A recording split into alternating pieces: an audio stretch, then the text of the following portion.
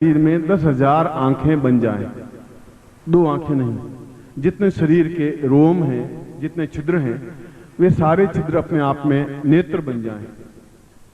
इसको सहस्राक्ष नेत्र प्रयोग कहा गया है।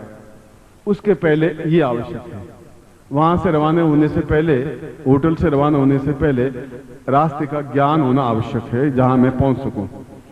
उस दिव्य चक्षु जागृत होने से पहले सहस्राक्ष, सहस्र अक्ष, सहस्र नेत्र जागृत होने आवश्यक है, जहां की पूरा शरीर शरीर नहीं रह करके पूरा शरीर एक नेत्र बन जाए। तब वह दिव्य नेत्र या दिव्य चक्षु जागृत होने की प्रयोग संपन्न किया जा सकता है। उससे पहले यह प्रयोग आवश्यक है, अनिवार्य है। इसलिए मैं आपके प्रारंभ में कहा था कि इस गुरु पूर्णिमा के अवसर पर दिव्य चक्षु जागृत होने का प्रयोग संपन्न करवाऊंगा, तो मैं अपने वचन पर कायम हूं और मैं ऐसा प्रयोग करवाऊंगा जो अपने आप में अद्वितीय है, और दूसरा कोई भी यह प्रयोग आपको संपन्न नहीं करवा सकता, संभव नहीं है। ये बात गारंटी की बात भी है। गुरुदेव की, गुरुदेव की। ये कैसेट इस बात के साक्षी हैं। आप कैसेट, जो वीडियो कैसेट है वह तैयार है, उसका एक विमोचन ही करना है कि आज तक, कल और आज तक का जितना है वह एक कैसेट में आया है। मगर मैं कहता हूं कि आप अभी कैसेट खरीदें नहीं, केवल 50 रुपए जमा करवा दें और कह दीजिए कि हमें अपने बीपी से भेज दीजिए। ऑडियो कैसेट आप ले लें, मगर यह आपकी सुविधा के लिए है, क्योंकि इस प्रकार के मंत्र आपके पास एक पूंजी के रूप में सुरक्षित रह सके। मगर ये सहस्राक्ष लक्ष्मी प्रयोग और महालक्ष्मी प्रयोग, कुबेर इंद्रकृत महालक्ष्मी प्रयोग और सहस्राक्ष प्रयोग, दोनों ही प्रयोग ऐसे प्रयोग हैं जो काल के भाल पर लिखे हुए हैं, जिनको प्रत्येक व्यक्ति समझ नहीं सकता, देना तो बहुत दूर की बात है। मैं पूर्ण क्षमता के साथ दोनों प्रयोग आपको संपन्न करवाऊंगा ही आज शाम को, निश्चित रूप से। जिससे कि कल मैं दिव्य चक्षु प्रयोग संपन्न करवा सकूं, क्योंकि जैसा कि मैंने बताया कि दिव्य चक्षु प्रयोग से पहले सहस्राक्ष प्रयोग आवश्यक होता है, उसके बिना वह प्रयोग हो ही नहीं सकता। और चूंकि मैंने भी अपने प्रवचन में प्रारंभ में जबान फिसल गई और कह दिया कि ऐसा प्रयोग संपन्न करवाऊंगा, कभी कभी भावातिरिक्त में भी बोल देता हूं और फिर मन में सोचता रहता हूं कि देवताओं की क्या गति होगी आपके बीच में पढ़ करके, मैं कुछ समझ नहीं सकता। या तो इंद्र आपके पास बैठेगा, आप इंद्र के पास बैठ जाएंगे, मगर देवताओं से मैं निबटता रहूंगा। मगर ये जो कुछ कह रहा हूं, क्योंकि अभी तो मैं कई वर्षों तक आपके बीच में हूं, इसलिए चिंता की बात नहीं है। बल बल गुरुदेव की, बल बल गुरुदेव की, बल बल गुरुदेव की, बल बल गुरुदेव की, बल बल गुरुदेव की। हर हर महादेव।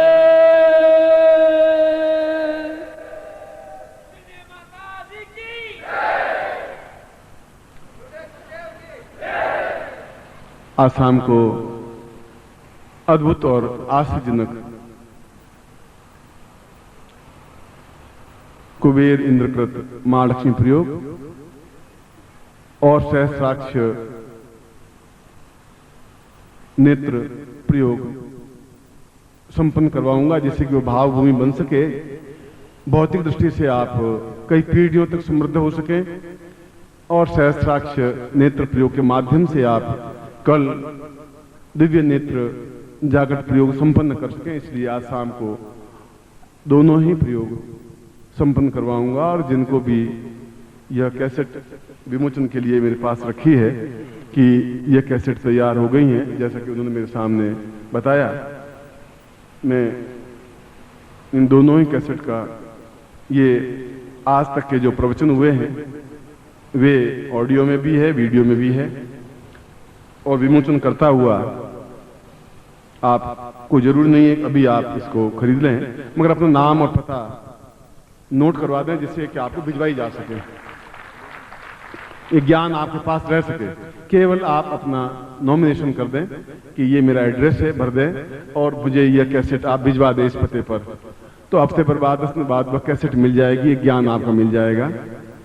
और ऑडियो कैसेट तो आप, यह वीडियो कैसेट है जिसमें आज तक का जितने मंत्र हैं, जो प्रयोग है वह पूर्ण क्षमता के साथ इसमें संग्रहित है। और ये ऑडियो कैसेट है, वीडियो कैसेट जो कि आपके सामने रख रहा हूं, इनको आप पूर्ण, ये दोनों प्रयोग शाम को करवाऊंगा और शाम को समय पर आप, आज भी मैं विलंब हो गया क्योंकि एक दो जगह सुबह होने के बाद में फिर कुछ दूसरी घटनाएं घट जाती हैं जहां जाना पड़ता है, और रात्रि को जब 12-1 बज जाते हैं उसके बाद मेरी खुद की साधना शुरू हो जाती है जो सुबह 6 बजे तक चलती है। तो 2 दिन से नींद तो मैं ले ही नहीं पाया हूं और को नींद लेने की ऐसी आवश्यकता भी नहीं है, मगर जाते जाते भी मैं आपको मुस्कुराहट दे सकूं और अद्वितीय ज्ञान, अद्वितीय साधनाएं, क्योंकि अभी तक देखा है कि जितनी भी साधनाएं हुई हैं सब लीग से हट करके हुई हैं, अद्वितीय हुई हैं। आज की ये दोनों साधनाएं भी अपने आप में अद्वितीय हैं, क्योंकि कल दिव्य नेत्र जागृत करना है तो आप सहस्राक्षी लक्ष्मी प्रयोग, सहस्राक्षी नेत्र प्रयोग करना ही होगा। और महालक्ष्मी प्रयोग, दोनों प्रयोग तो जो सौभाग्यशाली होगा वही ले पाएगा, दुर्भाग्यशाली तो ले ही नहीं सकते, संभव भी नहीं है। मैं दोनों ही प्रयोग आप लें, ऐसा ही मैं आपको आशीर्वाद देता हूं कि ये दोनों प्रयोग मैं आपको शाम को निश्चित रूप से संपन्न करवाऊंगा।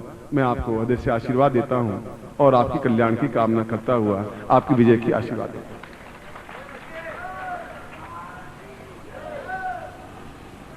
बल बल पूज्य गुरुदेव की, बल बल पूज्य गुरुदेव की। एक कारखाना, अगर लोहे का कारखाना अगर बनाए तो 4 साल लग जाते हैं बनाने के लिए। एक मकान बनाना शुरू करें अच्छा तो उसमें करीब 4-4.5 साल लग जाते हैं, और हमारे पास तो 3-3.5 साल ही हैं। यदि मैं 3-3.5 साल में भी दीक्षाएं और साधनाएं देता आपको एक अद्वितीय युग पुरुष बना सकूं, और मैं बनाऊं, इसलिए कि मैं हूं ये बहुत बड़ी बात नहीं है, मैं ज्ञानवान हूं ये बहुत छोटी सी बात है। मैं आपको अद्वितीय ज्ञानवान बना दूं यह मेरा धर्म है, ये मेरा कर्तव्य है, ये मेरी पूंजी है। और इसीलिए मैं उस रास्ते पर धीरे धीरे आपको गतिशील कर रहा हूं। कुनेन की गोलियां में दे रहा हूं तो शक्कर में लपेट करके दे रहा हूं। साधनाएं दे रहा हूं कि तुम्हें 31 दिन मंत्र जाप करना है, बहुत कड़वापन है, मैं शक्कर में लपेट कर समझाते हुए दे रहा हूं, क्योंकि मुझे मालूम है उस देहरी पर जब खड़े होंगे जहां 20वीं शताब्दी 100 साल अपने आप में वृद्ध होकर के मरणासन होगा, जब 21वीं शताब्दी देहरी पर खड़ी होगी तो 21वीं शताब्दी सबसे पहले फूलों का हार आपके गले में पहनाएगी, क्योंकि महानायक आप होंगे उस समय। बल बल पूज्य गुरुदेव की, बल पूज्य गुरुदेव की, बल पूज्य गुरुदेव की, वल्लिया माता जी की, सिद्धाश्रम साधक परिवार की, सिद्धाश्रम साधक परिवार की। हर हर महादेव।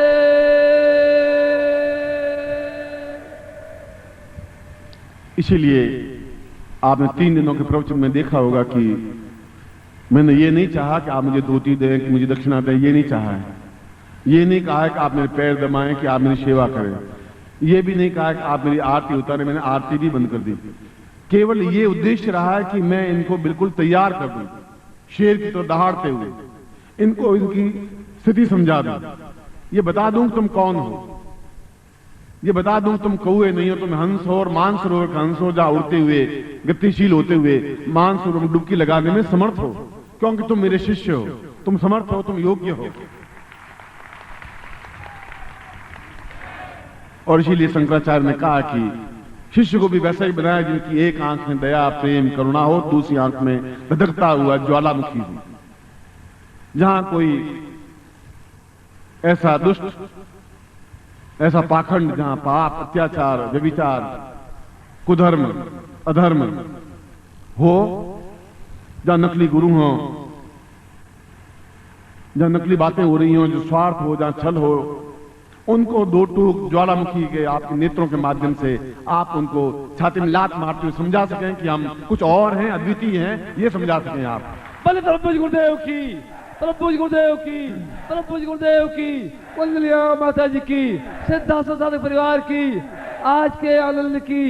हर हर महादेव।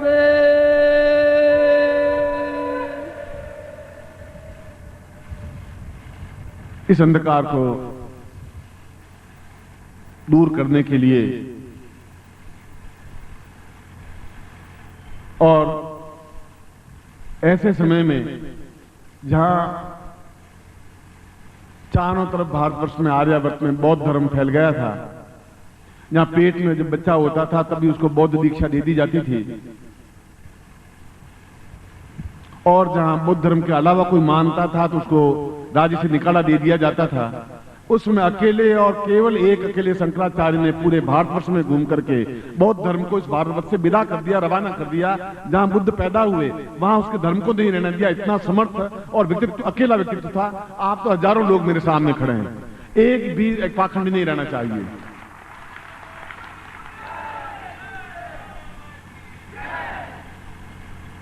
जहां पर भी आप एक सिद्धाश्रम साधक परिवार के अंग हैं, आप मेरे परिवार के अंग हैं, आप मेरे भाई हैं, बहन हैं, बंधु हैं, सखा हैं, मित्र हैं, स्वजन हैं, आत्मा है, प्राण है, धड़कती हुई एक चिंगारी हैं, और आप मेरे सब कुछ हैं। और इस परिवार के एक अंग होते हुए एक परिवार के मुखिया के रूप में सलाह देना मेरा धर्म और कर्तव्य है। इसलिए मैं देख रहा हूं कि चारों तरफ एक नकल, एक झूठ, एक मंत्र तंत्र यंत्र पत्रिका निकाली तो इस समय 60 अलग अलग तरीके से मंत्र तंत्र पत्रिका निकल रही है।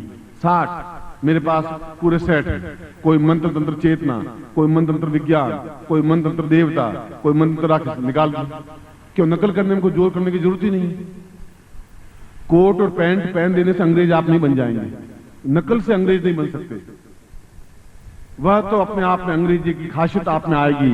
वह इस प्रकार की पत्रिका निकालने से अपने आप में गुरु नहीं बन सकते। और वह जो गुरु हैं वे पाखंड हैं और पाखंड फैलाएंगे। अगर मैं पाखंड फैलाऊं तो सबसे पहले मुझे खड़ा किया जाए चौराहे पर, मुझे सूली दे दी जाए, मैं खुद तैयार हूं। मगर दूसरा पाखंड हो तो हम काट डालेंगे, जरूरी के साथ काट डालेंगे।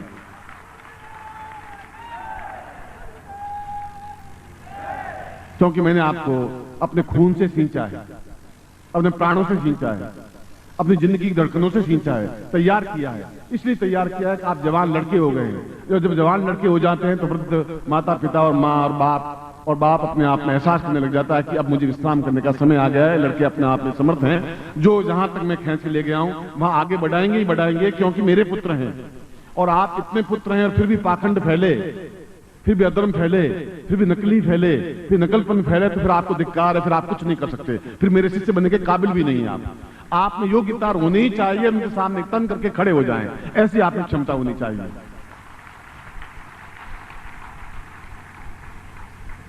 मेरा किसी से द्वेष नहीं है और न मैं कभी किसी जिंदगी, पूरी जिंदगी में किसी की आलोचना की है, न गाली दी है। मगर जहां पर भी पाखंड देखा है वहां तन करके खड़ा हुआ हूं। संन्यास जीवन में भी जब मैं बनारस में गया तो मैंने पंडितों की सभा में मुझे बुलाया, तो मैंने कहा कि आप मंत्र गलत बोल रहे हैं। अब पंडित ये बात सुने आज से 25-30 साल पहले, उन्होंने मुझे, जब वो मंच समाप्त हुआ और जब मैं जाने लगा, सन्यासी था, 30-40 पंडित मिलकर के लाठियों से वार करते हुए मुझे घायल करके, बेहोश करके गंगा में फेंक दिया और 8 घंटे तक बेहोशी की अवस्था में उस गंगा में पड़ा रहा। फिर कोई व्यक्ति मुझे उठा करके अपने घर ले गया, दूध में हल्दी मिला करके पिलाई, मरहम पट्टी की, और दूसरे दिन सभा, जो पंडितों की सभा हो रही थी, उसमें फिर मैं वापस पहुंचा मरहम पट्टी किए हुए। मैंने कहा आज आप मार देंगे, फिर भी मैं सत्य यह है कि आप पाखंड हैं और ये मंत्र आपके झूठे हैं। इनको मैं नहीं स्वीकार कर सकता हूं, कि गलती को मैं स्वीकार नहीं कर सकता। बल बल पूज्य गुरुदेव की, बल बल पूज्य गुरुदेव की, परम पूज्य गुरुदेव की, वंदनीय माता जी की।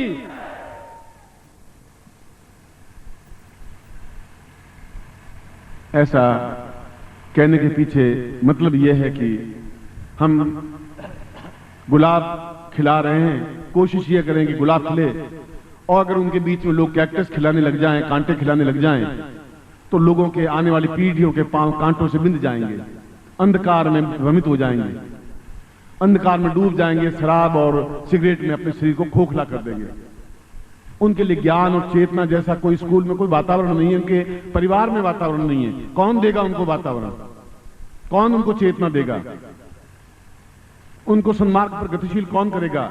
21वीं शताब्दी की बागडोर कौन अपने हाथ में पकड़ेगा? और मुझे भविष्य साफ दिखाई दे रहा है कि उनकी बागडोर आपके हाथों में होगी, और आपका कार्य है और आपका धर्म है ये।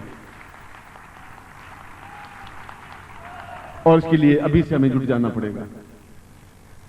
अभी से जहां सही है उनको हमें सहायता देनी पड़ेगी, जहां गलत है उनके सामने करके खड़ा होना पड़ेगा, दो टूक स्पष्ट रूप से बताना पड़ेगा कि गलत है, नकल नहीं हो। और आपको मालूम होना चाहिए कि इस समय भारतवर्ष में 1800 गुरु ऐसे बन गए हैं जो ये कहते हैं कि हम नानक जी सीमाली के शिष्य हैं। मैंने तो उनको देखा ही नहीं, जिंदगी में नहीं देखा।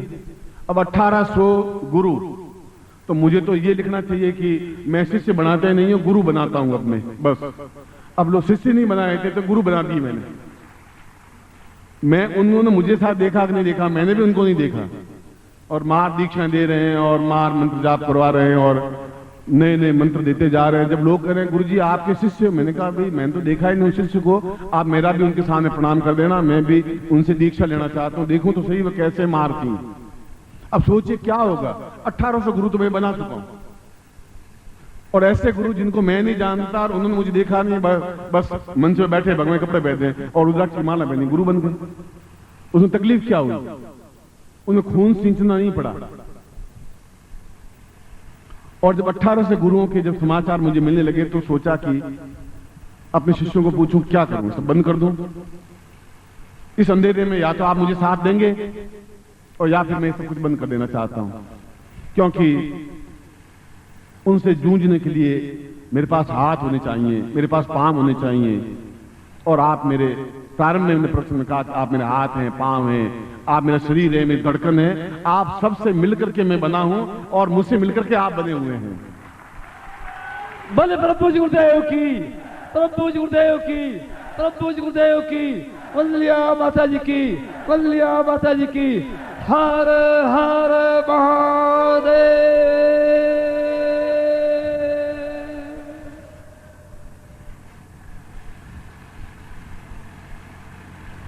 मुझे इसमें कोई दोष नहीं है और कोई दुर्भावना नहीं है कि गुरु क्यों बने।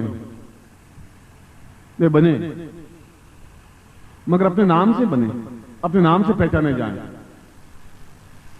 वासुदेव कहते मैं वासुदेव गुरु ऐसा बोले, ऐसा झूठ नहीं बोले कि नानक सीमाली का शिष्य हूं और उन्होंने मुझे आज्ञा दी है।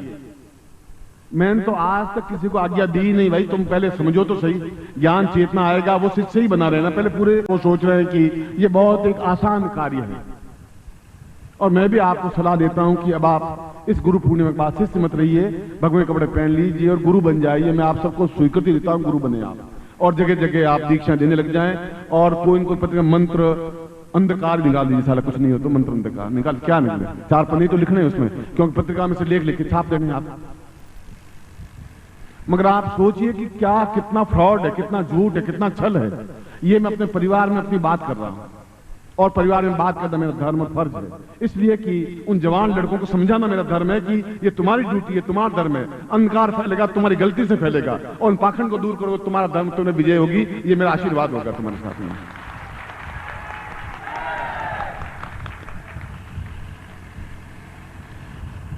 ज्योतिष, जो अखिल भारतीय ज्योतिष परिषद का मैं अध्यक्ष था, तो मैंने अपनी जिंदगी में 60 से ज्यादा ज्योतिष के ग्रंथ लिखे और सबसे पहले उन ग्रंथों को हिंदी भाषा में लिख करके जन समाज में फैलाने का कार्य मैंने पहले प्रारंभ किया था। और एक समय 5-7 साल बाद ऐसा आया कि ज्योतिष सम्मेलनों के माध्यम से मैं 20-25 हजार रुपए उसमें भी कमा लेता, 25 हजार रुपए। मगर जब मैंने देखा कि 5000 ज्योतिषी बन गए, 10,000 ज्योतिषी बन गए, केवल मेरी 2 किताबें पढ़ी ज्योतिषी बन गए, और एकदम से छोटी घटनाएं ली और राष्ट्रीय ज्योतिषी को नहीं, अंतरराष्ट्रीय ख्याति प्राप्त ज्योतिषी फलाने होटल में ठहरे हुए हैं। अरे कोई राष्ट्रीय ज्योतिषी तो मिले तो सही, मालूम तो पड़े। सब अंतरराष्ट्रीय ख्याति प्राप्त बन जाएंगे तो भारतीय ज्योतिषी कौन बनेगा? और मन को बड़ा दुख हुआ कि मैंने ये क्या कर लिया। ये तो एक किताब पढ़ी, सौंठ पढ़ी और वैद्य बन गए, वैसा हो गया। हर गली कूचे में ज्योतिषी बन गए, हर जगह ज्योतिषी बन गए। तो मैंने उस कमाई को, ज्योतिष को छोड़ दिया। आज 10 साल से ज्योतिष को हाथ नहीं लगाया। क्यों? पाखंड के बीच में जिंदा नहीं रह सकता। और जब मंत्र और साधनाओं के बीच में बढ़ा तो अब 60-70 से मंत्र चेतना ऐसे पत्रिकाएं प्रकाशित होने लगी और 1800 गुरु बन गए, जिनका नाम लिस्ट मेरे पास है। शिष्य ने लिख करके भेजिए गुरु जी। इतना तो हो गया। तो मैंने कहा कि मैं चेले बना रहा हूं या गुरु बना रहा हूं, कर क्या रहा हूं मैं? कुछ मुझे खुद को समझ में नहीं आ रहा। ये छल है। नकली हमेशा नकली रहता है, आप उसको कितना ही मांझ लें, नकली सोना नहीं बन सकता। और पनामा पत्ती का और निरमा साबुन का विज्ञापन तो टीवी पे देखता हूं, मगर सोने का विज्ञापन होता ही नहीं, हीरों का विज्ञापन नहीं होता। मेरे विज्ञापन करने की जरूरत नहीं होती, ना अखबारों में देने की जरूरत है कि नानक सिंह वहां पधार रहे हैं। जहां मैं आऊंगा अपने आप शिष्य आ जाएंगे, क्योंकि कस्तूरी की सुगंध तो सब जगह होगी। इसीलिए मैं आपको दीक्षा दे रहा हूं, इसीलिए बार बार ये बात कह रहा हूं। मुझे क्या जरूरत है आपके पीछे इतना खून बहाने की, पसीना बहाने की, परिश्रम करने की? मैं अपने घर में आराम से रोटी तो 2-4 तो रोटी खाता हूं और 4 कपड़े पहनता हूं। किस शिष्य को कह दूंगा साल भर में 2-4 कपड़े मुझे दे ही देगा? कोई सी घर में जाऊंगा कोई भोजन करवा देगा। मैं क्यों इतना चीख रहा हूं आपके पीछे, क्यों परेशान हूं? इसलिए कि मैं इस अंधकार में आपको खड़े होने नहीं दूंगा। अंधकार का सामना मैं अंतिम क्षण तक, अंतिम बूंद तक करूंगा, आपके सहयोग से करूंगा। आप मेरे साथ में तब करूंगा मैं। बल्ले परम पूज्य गुरुदेव की, परम पूज्य गुरुदेव की, परम पूज्य गुरुदेव की, वंदलिया माता जी की, वंदलिया माता जी की। हर हर महादेव।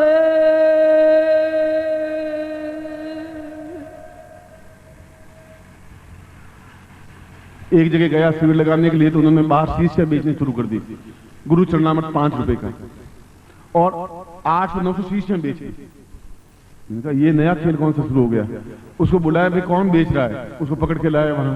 मैंने कहा तुम क्या कर रहे हो? गुरुदेव आपका चरणामृत बेच रहा हूं। मैंने कहा तुम्हें दिया ही नहीं चरणामृत भाई, कोई स्नान मत नहीं दिया, ये तुम कहां से? कि गुरुदेव रोटी रोजी तो चलानी है। तो मेरे चरणामृत को काय के लिए दे रहे हो? किसी अच्छे चरणामृत डाल के दे दो। अब बताइए क्या क्या स्थिति है?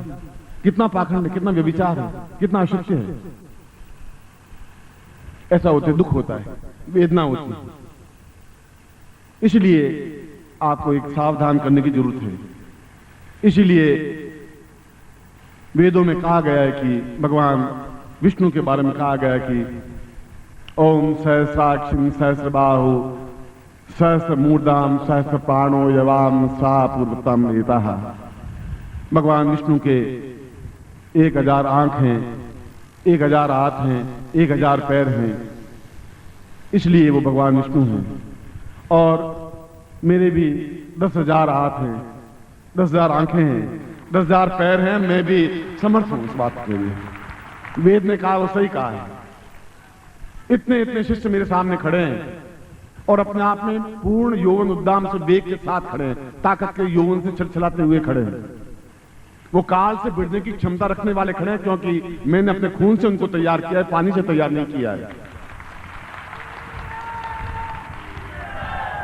आपके शरीर के अंदर आपका खून नहीं धड़क रहा है, खून नहीं, मेरा खून, खुद का खून तुम्हारे शरीर में बह रहा है, क्योंकि अपना खून तुम्हें देख करके पाला है, पोसा है, बड़ा किया है, सिंचन किया है पिछले 20 जन्मों से, इस जन्म से नहीं। आप खून निकाल के देखिए, ये आपका मेरा ब्लड ग्रुप एक है।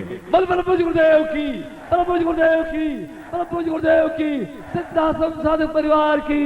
हर हर महादेव।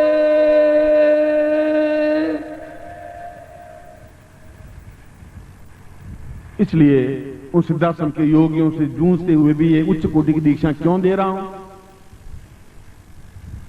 जब गुह्याति गुह्य गोपनीयतम कहा गया शास्त्रों में कि गोपनीय से गोपनीय दीक्षा है या प्रयोग है, आप नहीं दें। जब सन्यासी उच्च कोटि के सन्यासी कहते हैं कि आप ये क्या कर रहे हैं, उन लोगों के हाथ में ये तलवार काहे के लिए दे रहे हैं, क्यों दे रहे हैं? उनको मालूम नहीं है, गुफा में बैठे हुए हैं। मुझे मालूम है 3 साल बाद कितना अंधकार गिर जाएगा। उसका अंधकार तो शुरुआत हो चुका है। उस अंधकार से जूझने के लिए मुझे उच्च से उच्च उनको ज्वालामुखी बनाना पड़ेगा, उनको साधना देनी पड़ेगी, अपने आप में अद्वितीय ऐसा बनाना पड़ेगा कि यमदूत की तरह सामने खड़े हो जाए, पाप और पाखंड खड़ा नहीं हो सके। इसके लिए मैं आपको खड़ा कर रहा हूं, इसके लिए आपको साधना दे रहा हूं। अन्यथा फिर आप शिष्य कहलाने के काबिल भी नहीं है। पाखंड को प्रश्रय देंगे, उनको साहस देंगे, पाखंड को थपथपाएंगे, उनके सामने डटकर खड़े नहीं होंगे, तब फिर ये परिवार बिखर जाएगा, फिर अंधकार गिर जाएगा। मैं रहूंगा या नहीं रहूंगा मैं नहीं कह सकता, मगर उस अंधकार में आप स्वयं अपनी पीढ़ियों से, आने वाले बच्चों से, पुत्रों से, पड़ोसियों से दुखी, आक्रांत और आक्रांत हो जाएंगे। यही गीता में कृष्ण ने कहा था कि यदि मैं इस समय खड़ा नहीं होऊंगा तो बहुत अंधकार फैल जाएगा। और उसने अत्याचारियों को, दुर्योधन, दुशासन जैसे लोगों को समाप्त करने के लिए खड़े हुए, जूझे। क्या जरूरत थी उनको महाभारत में जूझने की? द्वारका जैसा स्वर्ण रचित उनका साम्राज्य था, मगर एक धर्म था, एक कर्तव्य था। गोविंद सिंह ने अपने दोनों बेटों को क्यों चुनवा दिया दीवार में? क्योंकि उनका धर्म था, एक कर्तव्य था। और तुम्हारा भी धर्म और कर्तव्य है कि अगर अपने खुद के लिए जीते तो कुत्ता भी अपने लिए जी लेता है, मगर जीना है एक सत्य के लिए, एक उच्चता के लिए, एक श्रेष्ठता के। और सुबह भी मैंने धर्म की व्याख्या की थी कि धारयति स धर्म है, जो कुछ अच्छा है उसके लिए मर मिटे वह धर्म है। न हिंदू है, न मुसलमान है, सिख है, ईसाई है, कोई। ये तो एक दुर्भाग्य से आप एक ईसाई के घर में पैदा हो गए, ईसाई बन गए। आपकी चॉइस नहीं थी इसमें। आप सिख के घर में पैदा हो गए, सिख बन गए, ऑटोमेटिक बन गए। ये आपकी चॉइस नहीं थी। ये माँ बाप सिख थे, आप सिख बन गए। आप माँ बाप हिंदू थे, आप हिंदू बन गए। आपकी चॉइस नहीं है। अब जो कुछ करेंगे वो आपकी चॉइस है। इसलिए वह धर्म अपने आप में माँ बाप का दिया हुआ धर्म है। आपका धर्म क्या है वह मैं समझा रहा हूं। आपका धर्म है कि उस धर्म का पालन करते रहें, उनके प्रति नमन होते रहें, मगर उस धारणा शक्ति को मजबूत बनाएं कि मुझे अपनी जिंदगी में एक बहुत ऊंचाई के स्तर पर पहुंचना है, इतना ऊंचा पहुंचना है कि जो गुरु चाहते हैं वैसा कर सकूं, अपने कुटुंब और अपने धर्म का पालन करते हुए श्रेष्ठतम बन सकूं। और यह गुरु पूर्णिमा इसी संदेश के साथ, इसी उच्च कोटि की दीक्षाओं के साथ, इसी प्रकार के प्रयोग के साथ, जहां भौतिकता भी पूर्णता के साथ प्राप्त हो सके, जहां आध्यात्मिकता भी पूर्णता के साथ प्राप्त हो सके। किसी जगह से आप खंडित नहीं हो, कमजोर नहीं हो। जिस क्षेत्र में भी आप खड़े हो एकदम हिमालय की तरह खड़े हो, सिर एकदम ऊंचा उठा हुआ हो। इसलिए महालक्ष्मी प्रयोग है तो वैभवता के साथ पूर्ण हो आप। अगर सहस्राक्ष प्रयोग कर रहा हो तो उस आध्यात्मिकता में पूर्ण हो। कहीं कोई चुनौती दे और आप रुक गए तो फिर तो मुझे अपने आप में शर्म आ जाएगी वहां, क्योंकि सभी दृष्टियों से आपके अंदर समाहित होता हुआ खून और खून के कतरे कतरे में मैं समाहित होता हुआ आपको दिशा निर्देश देता रहूंगा। यही मेरा धर्म है, यही मेरा कर्तव्य है, यही मेरा चैलेंज है।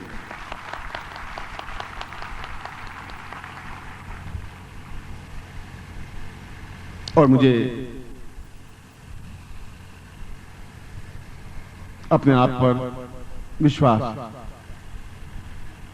अपने गुरु पर विश्वास, अपने देवताओं पर विश्वास है, अपने भारतवर्ष पर विश्वास है कि जब जब भी भारतवर्ष में अत्याचार बढ़े तो कोई न कोई व्यक्तित्व तो पैदा हुआ, उस अंधकार को दूर किया। क्योंकि भारतीय इतना लचीलापन है कि वो टूट ही नहीं सकता, झुक सकता है एक परिस्थितियों की मार की वजह से। मुसलमानों के समय में एक हिंदू झुका, विक्रम की आवाज पर आया, तब उसमें एकदम से एक तुलसी पैदा हुए। उन्होंने कहा कि राम हैं, धनुर्धारी हैं, चिंता करने की जरूरत नहीं है, और वह अपने आप में वापस तैयार हो सके, अंधकार को दूर कर सके। एक व्यक्ति ने दूर किया, और उस व्यक्ति ने जो कुछ लिखा उसकी वजह से लाखों लोग रोटियां कमाने लगे कथाओं कर करके। और अंधकार में देख रहा हूं क्योंकि उसके प्रारंभ हो चुका है। जहां इस प्रकार की झूठ और छल और कपट से भरी हुई पत्रिकाएं प्रकाशित होंगी, जहां नकली मंत्र होंगे, जहां नकली साधनाएं होंगी, कागजों पर तो आप भी 4-6 लाइनें लिख दें, आप भी एक लाट पे तिलक लगा दें, भगवे कपड़े पहनने से आप साधु नहीं बन जाएंगे। अंदर साधुत्व तो पैदा होगा, तब हो पाएगा। इस गुरु पूर्णिमा पर और ये विशेष दीक्षा है और विशेष प्रयोग देने के पीछे मेरा मंतव्य क्या है, मेरा लक्ष्य क्या है, वह भी मैं आपको सामने स्पष्ट कर देना मेरा धर्म और कर्तव्य था। और ऐसे कार्य कर सके शिविर लगा सकें, कार्य कर सकें, और जो भी जिस प्रकार से भी तन से सहयोग कर सके, कोई जरूरी नहीं धन से ही सहयोग हो, मन से कर सकें, जो कुछ हमारे पास है वह दे सकें। देने की शक्ति बहुत कठिन होती है। जो कह करके मुकर जाते हैं उसे तो गए बीते लोग संसार में होते ही नहीं। अपने आप में दृढ़ता के साथ खड़े जो होते हैं वे अपने आप में युग पुरुष होते हैं। चारों तरफ राक्षस खड़े थे, कंस जैसे खड़े, कृष्ण खड़ा था बीच में अकेला। उसने कहा मेरा कोई कुछ नहीं बिगाड़ सकता, क्योंकि मैं अपने आप में पूर्ण समर्थ और श्रेष्ठ हूं, क्योंकि मेरे पास सुदर्शन चक्र है। वह सुदर्शन चक्र अपने आप में एक प्रयोग था, एक साधना थी कि चारों तरफ से आपकी रक्षा हो सके, आपको कोई बाढ़ बांका कर ही नहीं सके, सारे देवता आपके सामने गतिशील हो सके, ब्रह्मांड के आप नायक बन सके, वह सुदर्शन चक्र था। हमने उनको प्रतीक बना लिया कि उनके सामने एक चक्र घूम रहा है। हमने एक मंदिर बना लिया कि यहां एक देवता है। वह तो अपने आप में एक साधना है जिसको सुदर्शन साधना कहा जाता है, जो कि चारों तरफ हर क्षण प्रतिपल आपको पूर्ण रक्षा देता हुआ उस शत्रु को परास्त करने में समर्थ है। आप देखा और समाप्त हुआ, यह स्थिति पैदा कर लेता है वह सुदर्शन साधना, वह सुदर्शन चक्र, वो आपके आंखों की ज्योति, वह स्फुलिंग, वह चेतना और धड़कता हुआ ज्वालामुखी। हमारे यहां तो इतने उच्च कोटि के प्रयोग हैं और भरी जवानी, वैसी जवानी जहां आदमी ऐश आराम, खाना पीना, शौक मौज करने की जो उम्र होती है, वह जवानी मैंने हिमालय के पत्थरों पर रगड़ करके बिताई हुई है। उसने शौक मौज नहीं की। बर्फ पे चला हूं उस समय, जवानी गलाई है तो उस पत्थरों पर रगड़ते हुए, उन हिमालय के शीत बर्फ से जूझते हुए, उन लोगों से जूझते हुए, जंगली जानवरों से जूझते हुए, उसके बाद कहने की हिम्मत है, क्योंकि मैंने उन लोगों से साधना सीखी हैं। व्यर्थ में आपके सामने बैठ करके कोई प्रवचन देना और बोलना अपने आप में मैंने नहीं सीखा है। जो कुछ किया है दमखम के साथ किया है अपने शिष्यों को देना, मैं दमखम के साथ दूंगा। दूसरा कोई बना ही नहीं सकता इस तरीके जिस तरह से आपको बनाऊंगा, संभव भी नहीं है, उनमें योग्यता भी नहीं है।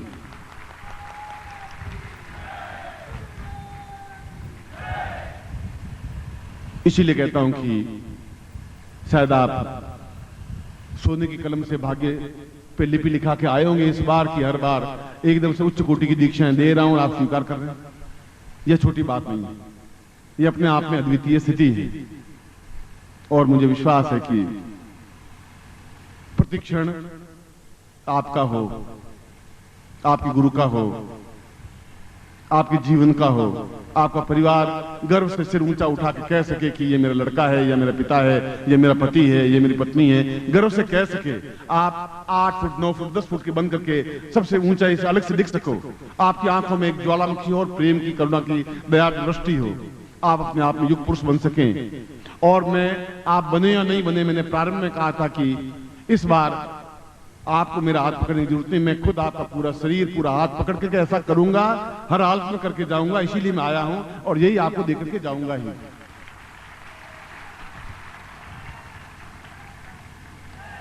मैं एक बार फिर इस अद्वितीय संध्या पर, जहां पर निश्चय ही इस मंच से मैं सत्य उच्चारण कर ही नहीं सकता, क्योंकि मुझे जरूरत नहीं है। और 100 से ज्यादा ऋषि और योगी यहां बैठे हुए इस प्रवचन को सुन रहे हैं, तो उनको भी मैं ये समझाना चाहता हूं कि मैं इनको क्यों तैयार कर रहा हूं। वो पूछ रहे हैं आप क्यों तैयार कर रहे हैं, क्यों इतनी गोपनीय दीक्षा दे रहे हैं, क्यों गोपनीय प्रयोग करवा रहे हैं। उनको मैं समझा रहा हूं क्यों दे रहा हूं। यह विवेचन इसी उनको समझाने के लिए है और आपको समझाने के लिए कि मैं आपको एक साधारण मनुष्य नहीं रहने देना चाहता हूं, आपको एक पुरुष बनाना चाहता हूं। आपको पुरुष बोले प्रभु गुरुदेव की, बोले प्रभु गुरुदेव की, बोलिया माता जी की, वो छोटे गुरुदेव की, आज के आनंद की, सिद्धार्थ साधक परिवार की। हर हर महादेव।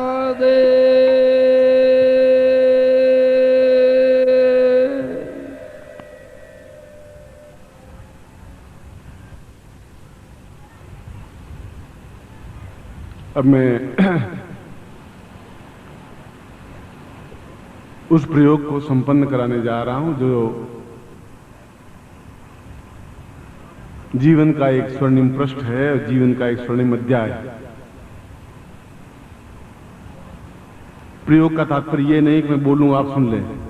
प्रयोग का तात्पर्य है कि उसको अपने जीवन में उतारने की क्रिया होनी चाहिए, अपने अंदर समाहित करने की क्रिया होनी चाहिए, अपने आप में उसमें डूब जाने की क्रिया होनी चाहिए। इसीलिए उस अमृत घट स्थापन या महामृत्युंजय प्रयोग को संपन्न कराने जा रहा हूं, जो इससे पहले कल भी मैंने बताया था कि इस प्रकार की साधनाएं या मंत्र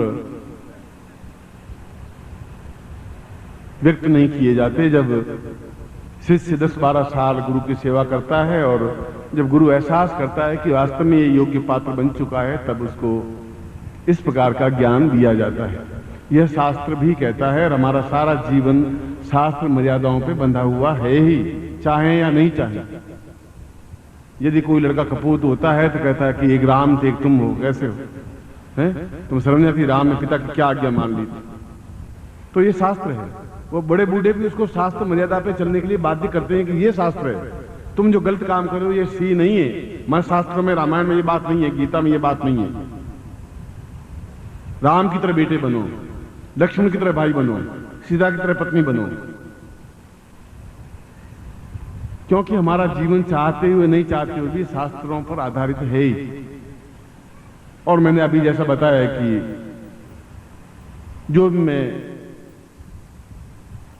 और जब मैं शब्द प्रयोग करता हूं तो कोई अहंकार के साथ में प्रयोग नहीं करता हूं, अत्यंत नम्रता और घोर विनम्रता के साथ में मैं शब्द का प्रयोग करता हूं।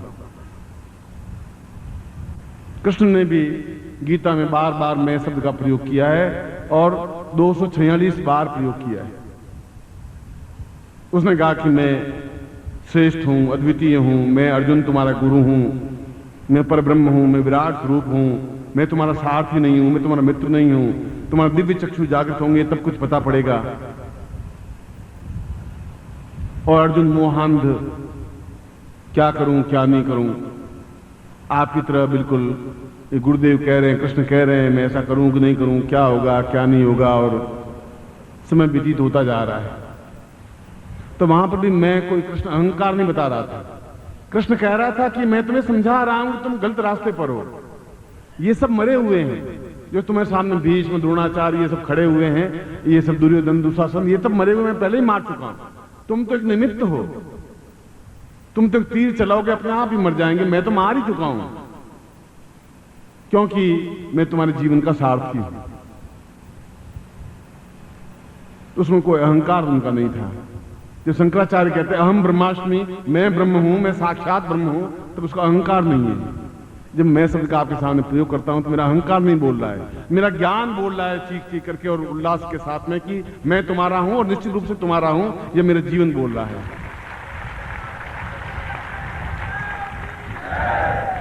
और जिसमें अद्वितीयता होगी वो बोलेगा, स्वार्थ लिप्सा नहीं बोल सकेगा, भीख मांगने वाला नहीं बोल सकेगा। न तुमसे मुझे भीख चाहिए, न तुम मुझे दे भी क्या सकोगे, क्या है तुम्हारे पास जो मुझे दोगे आप? 5 रुपए, 10 रुपए, 20 रुपए, 100 रुपए का नोट, 200 रुपए, मेरे में हिम्मत है, तुम्हारे भीख के सहारे जिंदा नहीं हूं मैं। और 4 कुर्ते, 2 धोती दे दोगे? मैं जो दे रहा हूं उसके मूल्य में तुम्हारी जिंदगी बहुत छोटी है, 100 जिंदगियां भी बहुत छोटी हैं, ये समझ लीजिए जो मैं आपको प्रदान कर रहा हूं। यदि आप उसको समझ सकें तो। यदि आप नहीं समझ सके, एक राजा था और पानी में डूब रहा था, नदी में डूब रहा था, तो एक लकड़हारा था जो लकड़ियां काट के जंगल में और शहर में जाकर बेचता। वो पानी में कूदा और उसको पता नहीं था कौन डूब रहा, राजा है कि नहीं है, बस वो जंगल में शिकार करता हुआ आ रहा था और पानी में फिसल गया, गिर गया। उसने बचा लिया। उसने कहा मूर्ख, अभी डूब जाता, मैं नहीं होता। उसने अपना परिचय ने राजा नहीं दिया। उसने कहा कि अभी तो मेरे पास कुछ नहीं है, मगर ये स्लिप है, कल शहर में आ जाना और राजभवन के पास में आके स्लिप दिखा देना है। उसने कहा मुझे लकड़हारे को वहां कौन जाने देगा, उसने कहा कि मैं गेट पर खड़ा रहता हूं, तुम आ जाना। 2 दिन लकड़हारा गया और जब स्लिप दिखाई तो मोहर दिखाया, तो ठीक अंदर तक देखा, वही व्यक्ति जो डूब रहा था वो राज सिंहासन पर बैठा हुआ और सामने लकड़हारा थर थर कांपता हुआ। उसने कहा क्या अपराध हो गया? उसने कहा नहीं, तुम मेरी जिंदगी मेरी बचाई है। और अपने मंत्री को आदेश दिया कि चंदन के पेड़ का जो 10 मील लंबा चौड़ा जंगल है वह इसको भेंट कर दिया जाए और नित्य एक हीरा इसको दिया जाए। और उसको कहा तुम साल भर बाद मेरे पास आना। उसने सोचा साल भर बाद तो ये अरबपति बनेगा ही बनेगा। लकड़हारा गया, मंत्री ने कहा कि ये जंगल अब तुम्हारा है और उसको एक हीरा दे दिया। उसने सोचा कि जंगल में बहुत दूर दूर जाना पड़ता था, अब बड़ा अच्छा पेड़ मिल गए, काट काट के कोयले बनाऊंगा और बेचूंगा, बहुत अच्छा हो गया। और वो पेड़ काटता गया, जलाता गया, कोयले बना करके वही 4 आने में पीपा बेचता गया। और वो हीरा था वो बच्चों को खेलने के लिए, वो जो कंचे खेलते हैं, क्योंकि कंचे खेलने के लिए देता गया कि चलो ये कांच का टुकड़ा दिया है तो कंचा खेलने के लिए दिया गया। साल भर हो गया, रोज 4 आने के पीपे बेचता, जंगल खाली हो गया। चंदन के पेड़ जल जल कर कोयले बन गए, क्योंकि उसको कोयला बना के बेचता था। साल भर आया तो वही फटे हाल कपड़े पहने हुए, वही निर्धन और गरीब सा। अर्जुन सोचा क्या बात है, इतने 365 तो हीरे दे दिए होंगे, एक एक हीरा 10-10 लाख रुपए का था। और चंदन का पेड़ छोटा सा टुकड़ा भी कम से कम 2000 रुपए का था। इतना पेड़ 10 मील लंबा चौड़ा पेड़ दे दिया। उसने कहा कि तुम क्या कर रहे हो? उन्होंने कहा आपने बड़ी कृपा की। पहले पेड़ ढूंढने के लिए बहुत दूर दूर जाना पड़ता था, बस वहां पेड़ काटा, जलाया, कोयले बनाए, रोज 4-4 आने के मतलब पीपे बेच देता था हमें। आपने बड़ी कृपा की। और वह जो मैं तुम्हें, वो तो मेरे कंचे थे, बच्चे खेलते हैं और रोज अच्छे, पहले कंचे मिलते नहीं थे तो अच्छे कंचे खेलते थे। राजा ने सिर पटक दिया कि मूर्ख को ज्ञान लेने से कोई लाभ नहीं होगा। मैं तो आपको चंदन का पेड़ हीरे दे रहा हूं, आप नहीं पहचान पाए, नहीं ले पाए तो आपकी मर्जी है, इसका तो मेरा कोई दोष नहीं है। मैं तो दे ही रहा हूं, अद्वितीय चीज दे रहा हूं। जिनको ज्ञान नहीं होगा वह कोयले बना के बेच देगा, जो जिनको ज्ञान नहीं है वो कंचे बना करके खेल लेगा। और जिसको पहचान होगी वह ऐसा एहसास कर लेगा कि यह एक हीरा, एक मूल्य, एक शब्द, एक मंत्र अपने आप में 10 लाख से भी ज्यादा मूल्यवान है। एक साधना भी अपने आप में करोड़ों रुपए से ज्यादा मूल्यवान है, वो समझ सकेगा। इसलिए कोई भी मंत्र, कोई भी साधना अपने आप में छोटी या बड़ी नहीं होती। उस गुरु की शक्ति का प्रवाह जब तुम्हारे अंदर जाता है तो अपने आप में विद्युत स्फुलिंग बन जाता है। एक सुई चुबाते ही पूरा शरीर कूदने लग जाता है, छोटी सी सुई। और जब एक विद्युत स्फुलिंग जाता है, एक मंत्र जाता है, तो अपने आप में पूरा शरीर नृत्य करने लग जाता है, झूमने लग जाता है, एहसास करने लग जाता है कि मेरे शरीर में कुछ है। इसलिए मैं उसी प्रयोग को आपको संपन्न करवा रहा हूं। आप जैसा तेरे सिवा मैंने किसी को न जाना, सुनो मेरे कान्हा, सुनो मोरे कान्हा। यह संपूर्ण भाव को अभिव्यक्ति देने वाला मधुर संगीत अभी आपने सुना, भजन आपने सुना।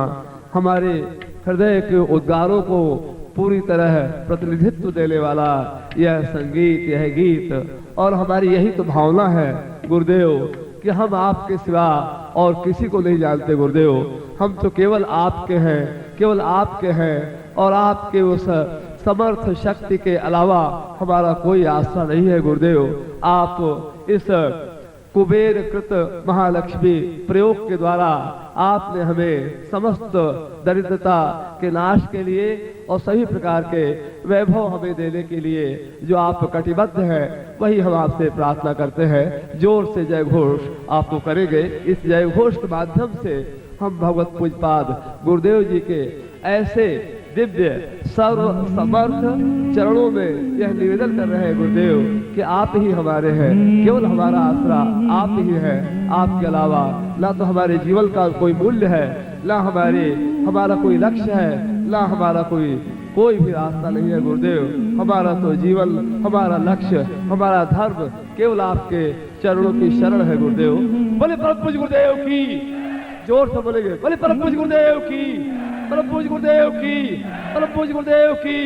वंदनीय माता जी की, वंदनीय माता जी की। पूज्य छोटे गुरुदेव की, पूज्य छोटे गुरुदेव की, सिद्धाश्रम साधक परिवार की, आज के आनंद की। हर हर महादेव।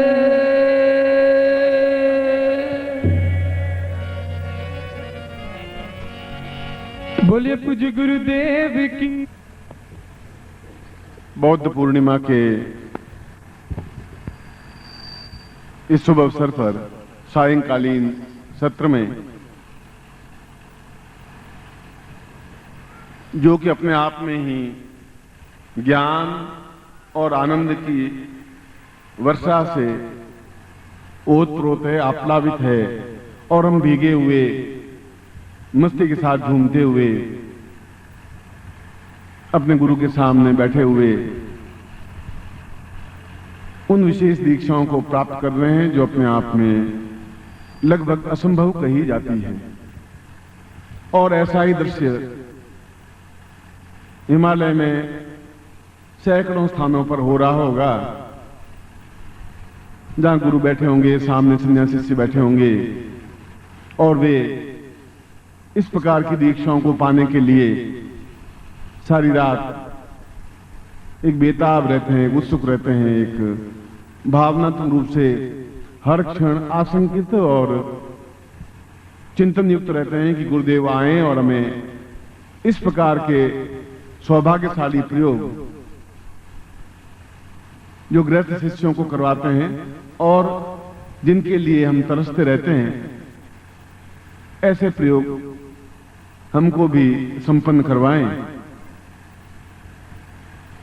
और जो उनको एक आनंद से हिलोर लेते हुए बैठे रहते हैं, ऐसा ही आनंद से हिलोर लेते हुए आप मेरे सामने हैं। और बुद्ध का तात्पर्य है करुणा, दया, प्रेम, स्नेह, ममत्व। और इस अवसर पर इस प्रेम और करुणा की, आनंद और मधुरता की आप पर वर्षा होती रहे। आप सही अर्थों में पुरुष बने, पुरुषोत्तम बने, आप सही अर्थों में जागृत बने, चैतन्य बने, और एक ऐसे अद्भुत तेजस्वी ऋषि बने जिन पर हमें और हमारे भारतवर्ष को गर्व हो सके। और आपकी एक आंख में अगर क्रोध का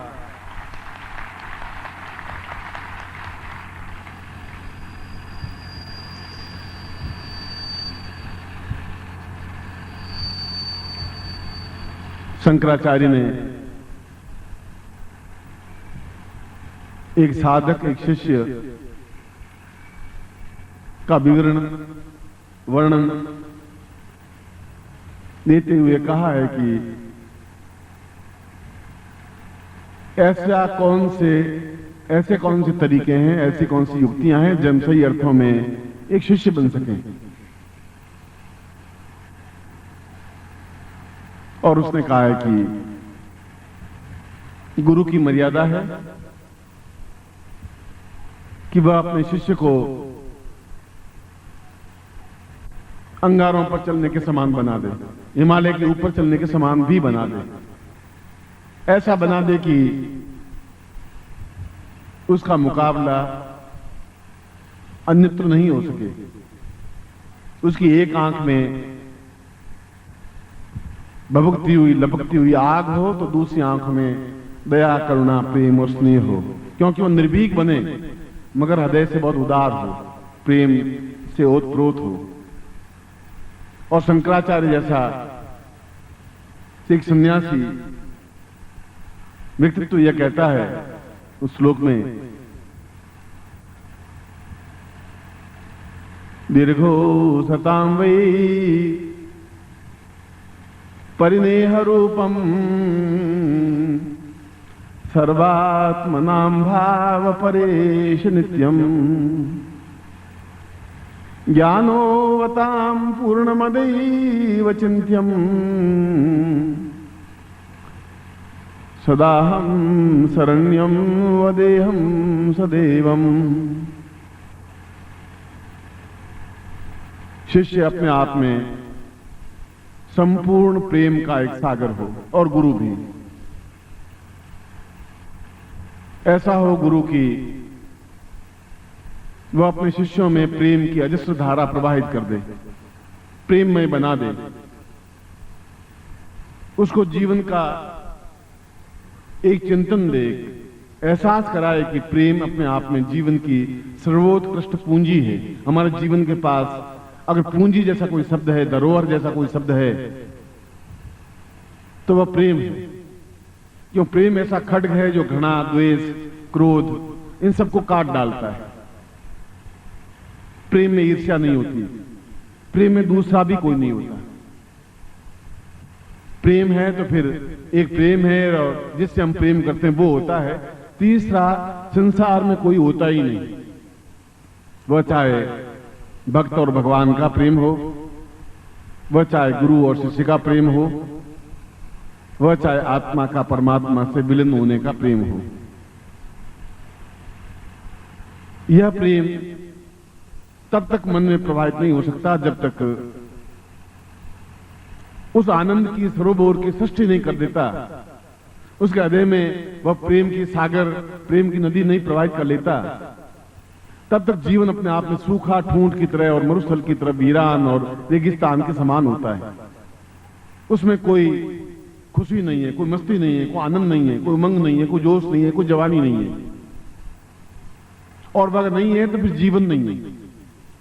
इसलिए मैंने कहा कि यह द्वैत भाव अद्वैत भाव में परिवर्तित हो जाए। जहां हम दो हैं, एक शिष्य है, एक गुरु है, और दोनों मिलकर के एक ही बने। दोनों में फिर अंतर हो ही नहीं। सुबह भी मैंने प्रवचन में आपको बताया था कि शिष्य बनना अपने आप में बहुत कठिन है, और ऐसा अंदर एक मरुस्थल में एक अमृत घट सिंचन हो, एक उसके माध्यम से ऐसा प्रेम प्रवाहित हो, उन प्रकार की साधनाओं को हम सफलता के साथ सिद्ध कर सकें, इस दुनिया को बता सकें कि हम सही हैं, हम भारतीय हैं, हमारे पूर्वज सही थे, हमारे ऋषि मुनि योगी यति सन्यासी सही थे। और जहां चारों तरफ अंधकार फैला हुआ है भौतिकता का, लूट खसोट मार झूठ छल कपट का, इनको प्रेम के माध्यम से दूर करते हुए, साधनाओं के माध्यम से अपने आप को सर्वश्रेष्ठ बनाते हुए पूरे संसार में एक हिलोर पैदा कर दे। बुद्ध जब मृत्यु को, अपने शरीर को छोड़ने लगे, तो उनका सबसे पहला शिष्य जो उनका चचेरा भाई था आनंद, वह हाथ जोड़ के खड़ा हो गया कि आप शरीर छोड़ रहे हैं और आपने हमें तो कुछ बताया ही नहीं, क्या करना है हमें? बुद्ध ने कहा कि बताने को तो हजारों ग्रंथ हैं, लाखों ग्रंथ हैं, हजारों सूक्तियां हैं, हजारों शब्द हैं, और नहीं बताने पर सब कुछ समझ जाए वह सही अर्थों में शिष्य है। इसीलिए अपदीपो भव, तुम खुद अपने अंदर में तुम्हारी रोशनी पैदा कर दी है, उसी में तुम समझो।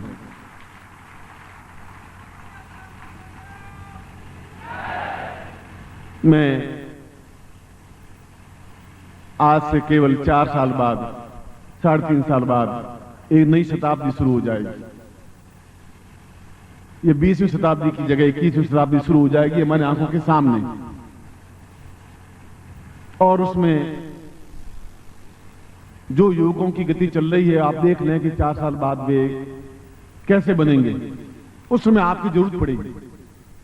उस अंधकार में रोशनी फैलाने वाले सबसे आगे खड़े होंगे, तो फिर आप खड़े होंगे और कोई दूसरे खड़े नहीं होंगे। बल बल पूज गुरुदेव की, बल पूज गुरुदेव की, बल पूज गुरुदेव की, बोलिया माता जी की। हर हर महादेव।